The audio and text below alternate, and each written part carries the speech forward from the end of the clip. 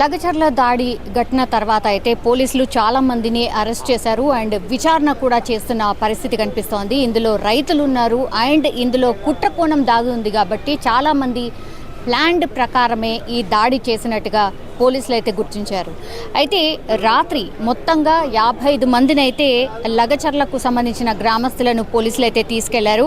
ఆ తర్వాత 31 మందిని నిందితులుగా ఆల్రెడీ గుర్తించారు. అంటే వీడియోస్ ఉన్నాయి కాబట్టి దాని ఆధారంగా నిందితులను 31 మందిని గుర్తించారు. వాళ్ళందరినీ కూడా మొన్న రాత్రి స్టేషన్కి తీసుకురావడం జరిగింది. సో ఇప్పటికే 16 మందిని అయితే అరెస్ట్ చేసి వాళ్ళను రిమాండ్కి తరలించారు అండ్ విచారణ కూడా చేస్తున్నారు. అండ్ హైదరాబాద్ ఫిలిం నగర్లో కొడంగల్ మాజీ ఎమ్మెల్యే ఎవరైతే ఉన్నారో పట్నం నరేందర్ రెడ్డిని ఆల్రెడీ అదుపులోకి తీసుకున్నారు. ఆయనను అరెస్ట్ చేశారు. ఎందుకంటే ఈ కుట్ర కోణం మొత్తంగా కూడా నరేందర్ రెడ్డి అండ్ ఆయన అనుచరుడు ఎవరైతే ఉన్నారో సురేష్ ఆధ్వర్యంలోనే జరిగింది. అండ్ ఈ కుట్ర కోణంలో పూర్తిగా కేటీఆర్కి ఇన్ఫర్మేషన్ ఇస్తూనే ఇదంతా కుట్ర కోణం చేశారు అనేటువంటిది అయితే ఒక అనుమానం అయితే పోలీసులు వ్యక్తం చేస్తున్నారు.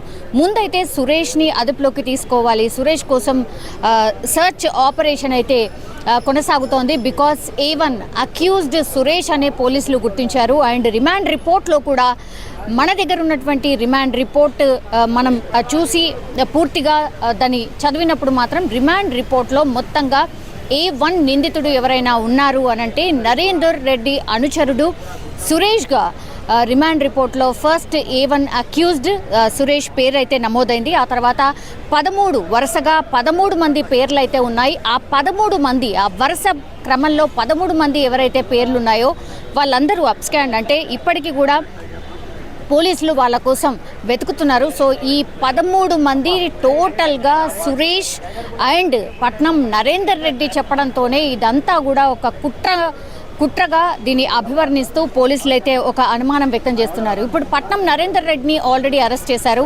దెన్ సురేష్ని కూడా ఒకవేళ సురేష్ దొరికిన తర్వాత అతన్ని కూడా విచారించిన తర్వాత మరి ఇంకెన్ని విషయాలు ఇంకెన్ని సంచలనాలు బయటకు వస్తాయో చూడాల్సిందే. బట్ రిమాండ్ రిపోర్ట్లో మాత్రం A1 సురేష్గా పేర్కొనడం జరిగింది అండ్ వాళ్ళ కోసం సర్చ్ ఆపరేషన్ కూడా కొనసాగుతున్న సిచ్యువేషన్. సో ఫార్మా కంపెనీ ఏర్పాటుపై అయితే వికారాబాద్లో ప్రజాభిప్రాయ సేకరణకు వస్తున్నారు అని తెలిసిన తర్వాత యాక్చువల్లీ ప్రజాభిప్రాయ సేకరణ ఒకచోట ఉంటే అధికారులను తప్పుతో పట్టించి ఎక్కడైతే లగచర్లకు సంబంధించిన గ్రామస్తులు ఎవరైతే ఉన్నారో వాళ్ళందరినీ కూడా మైండ్ వాష్ చేసి లగచర్ల గ్రామస్తులకు సంబంధించి అక్కడ వాళ్ళందరూ మీకోసం వెయిట్ చేస్తున్నారు అని లగచర్ల గ్రామానికి తీసుకువెళ్ళడం జరిగింది సురేష్ ఆధ్వర్యంలో. సో సురేష్ కుట్ర కోణంగానే అక్కడ నేను కలెక్టర్ కానీ లేకపోతే అధికారులను కానీ వీళ్ళందరినీ కూడా తీసుకొస్తాను, సో మీ భూములు లాక్కునబోతున్నారు అని రెచ్చగొట్టే మాటలు సురేష్ ద్వారానే చెప్పించడం, ఆ తర్వాత పూర్తిగా డైవర్ట్ చేసి అధికారులను అక్కడికి తీసుకురావడమే రాళ్లతో కర్రలతో అండ్ కారం పొడితో అధికారుల మీద దాడి చేయడం, పూర్తిగా అధికారులను అంటే ప్రభుత్వానికి సంబంధించిన ఉద్యోగులను అండ్ యాజ్ వెల్ యాజ్ కలెక్టర్ని చంపే కుట్ర జరిగింది అనేది ప్రధాన ఆరోపణ. అండ్ A1 అక్యూజ్డ్ ఎవరైతే సురేష్ ఉన్నాడో ప్రస్తుతం అయితే ఆయన కోసం గాలింపు చర్యలు అయితే కొనసాగుతున్నాయి. ఒకవేళ సురేష్ దొరికితే మరి ఆయన నోరు విప్పితే ఎట్లాంటి ఆన్సర్స్ రాబోతున్నాయి, వాళ్ళు ఎట్లాంటి ఇన్ఫర్మేషన్ చెప్పబోతున్నారు, ఈ కుట్ర కోణంలో పూర్తిగా ఎవరున్నారు ఏంటి అనేది తెలిసే అవకాశం అయితే స్పష్టంగా కనిపిస్తోంది. ఇప్పుడు ఈ కేసుని మాత్రం చాలా సీరియస్గా తీసుకుంటున్నారు అధికారులు. ఎందుకంటే ఇది కొడంగల్ అంటేనే తెలుసు సీఎం రేవంత్ రెడ్డికి సంబంధించిన ఇలాకా.